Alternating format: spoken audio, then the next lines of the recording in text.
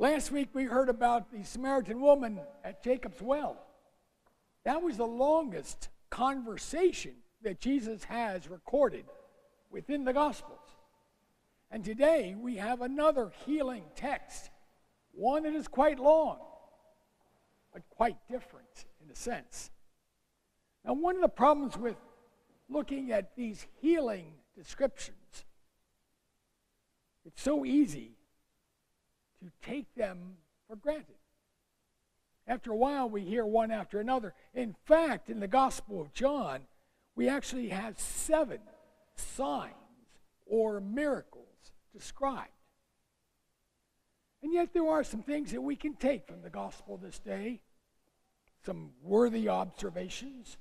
For instance, it is interesting that the person transformed does not say one word for he is healed. He has been shunted off to the sidelines of society. He is the bearer of some ancestral sin. He is unworthy of notice. Certainly cannot demand anything except for the privilege of begging to survive. He does not approach Jesus. He does not ask Jesus for anything. He is just there, the object of people's stern and unforgiving judgment.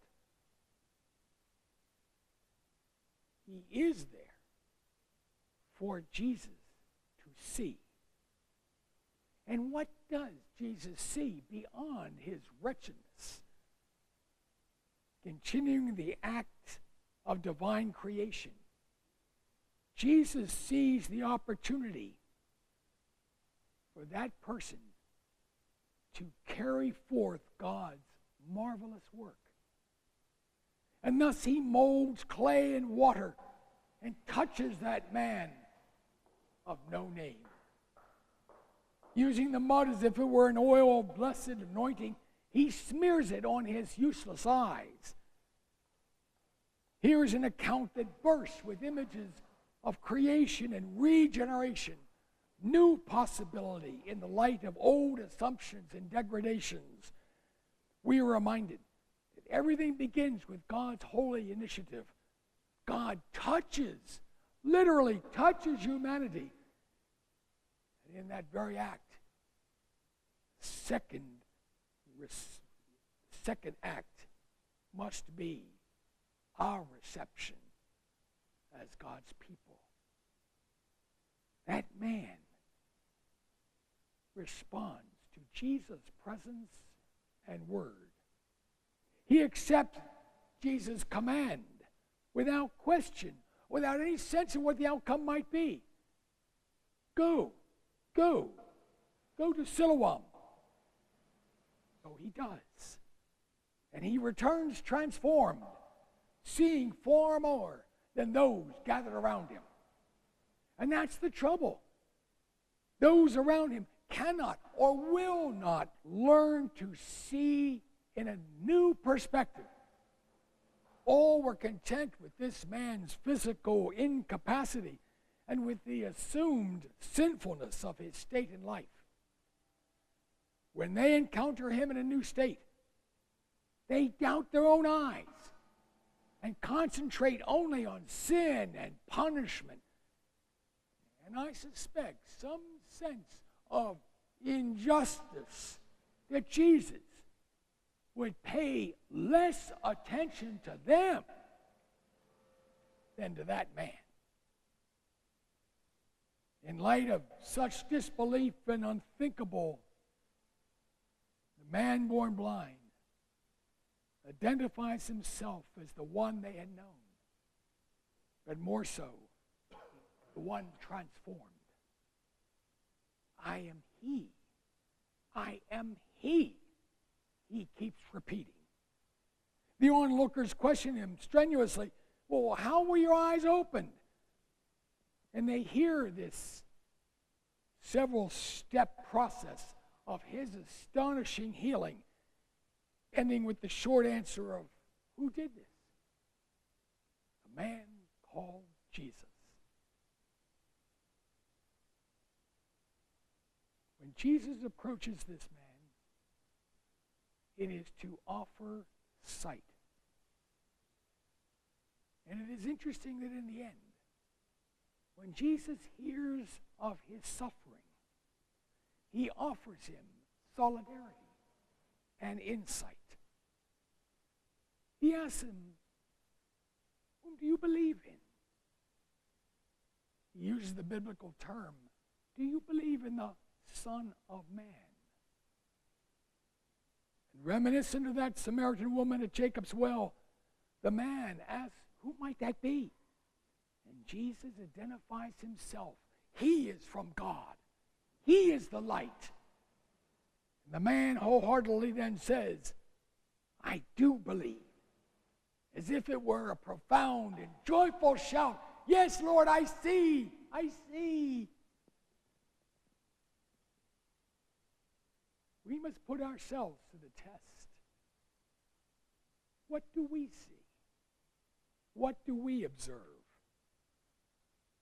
What do we choose to notice? What response do we give to another should we see that person at all?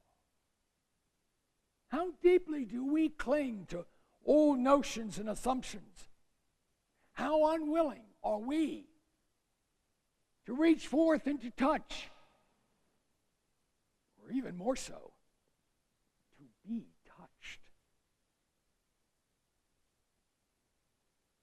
No matter what profession you have engaged in, I will take you back to that time that you have graduated from college or graduate school or professional school, and you've begun your work, whatever it might be. Oh, we knew it all. We're going to save the world in whatever we were called to do. Well, I have to admit to you that as a young priest, yes, oh yes, I knew it all. Until one day, I received an emergency call from the hospital in our town. I was called to the bedside of a young father who had 2 daughters, 2 little ones. His name was Ron. He had slipped into a coma, and the doctors did not know what the outcome might be.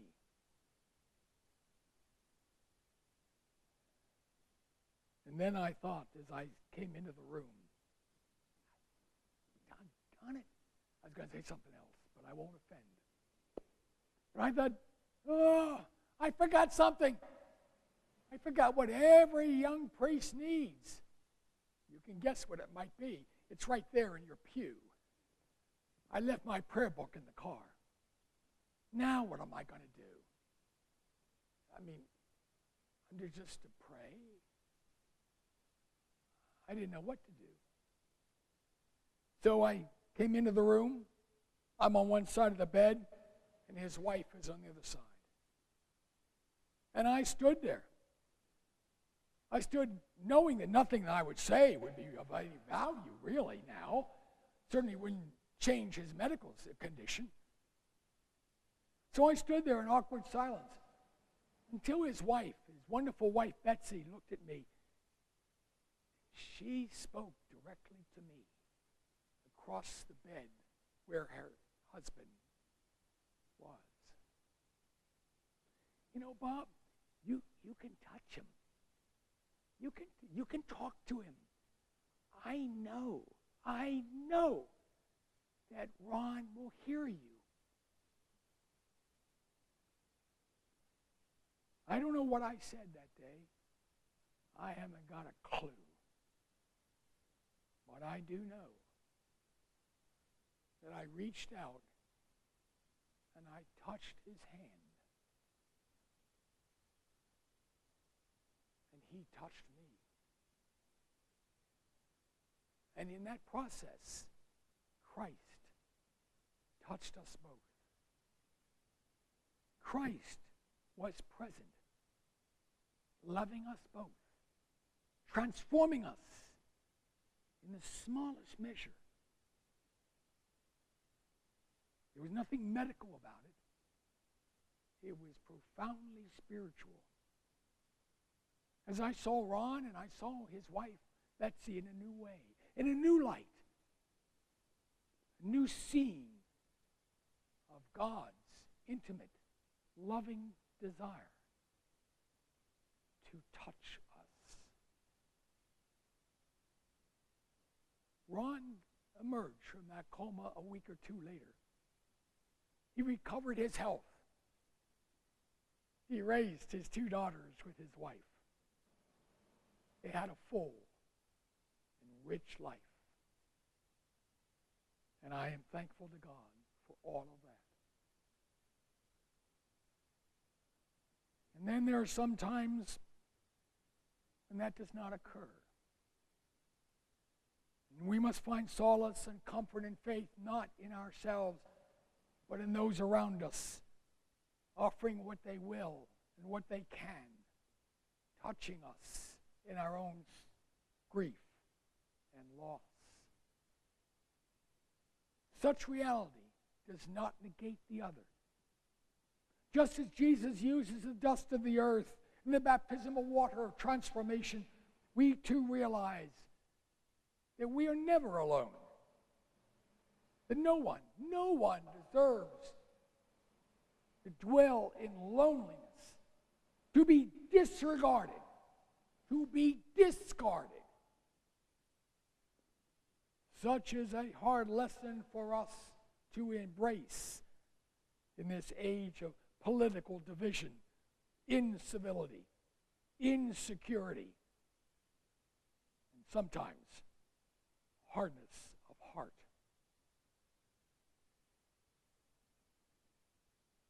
Choosing blindness, refusing to believe in God's self-revelation and action in a broken world, in our broken and distraught world. That is the real sin. The sin of unforgiveness. The sin of not seeing. The sin of closing ourselves off from the possibility of renewal and change for ourselves, for the world. We must accept we too are blind certain times in various ways. We are blind sometimes to that which can bring us a divine possibility, a divine presence. If we can learn to reverse, to reject such self-arrogance, perhaps, just perhaps, we too can be healed. And we too can raise our voice with joy. Oh God, I was blind. Now I see.